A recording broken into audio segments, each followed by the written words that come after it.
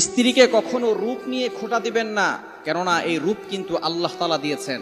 বিয়ে করার আগেই আপনি রূপ দেখে অথবা যেটা দেখেই বিয়ে করেছেন, বিয়ে করার পরে স্ত্রীকে কখনো রূপ নিয়ে খোঁটা দিবেন না, কেননা এই স্ত্রী কিন্তু আপনার জন্যই তার চেহারা নষ্ট করেছে।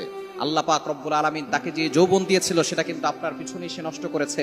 যখন একটা বাচ্চা হয় তখন কিন্তু অনেক মেয়েদের কিন্তু চেহারা নষ্ট হয়ে যায়, শরীরের আকার আকৃতি একটু অন্যরকম হয়ে যায়। তখন অনেক পুরুষ স্ত্রীকে খোঁটা দিয়ে থাকে, খবরদার, আপনার সন্তানকে 10 মাস পেটে ধারণ করার কারণেই তার শরীর নষ্ট হয়েছে, আপনার সন্তান দুনিয়াতে আসার কারণে সে মৃত্যুর শয্যা পর্যন্ত চলে গিয়েছে, সে দুনিয়ার সবকিছু ছেড়ে দিয়েছিল, এমন একটি ব্যথা তার এসেছিল, তারপরও তিনি তার শরীরটাকে যেভাবে রেখেছেন, আপনি কখনো এই শরীর নিয়ে তার রূপ নিয়ে কখনো খোঁটা দিতে যাবেন না, কেননা তার এই শরীর নষ্ট হওয়ার মূল কারণ কিন্তু আপনি।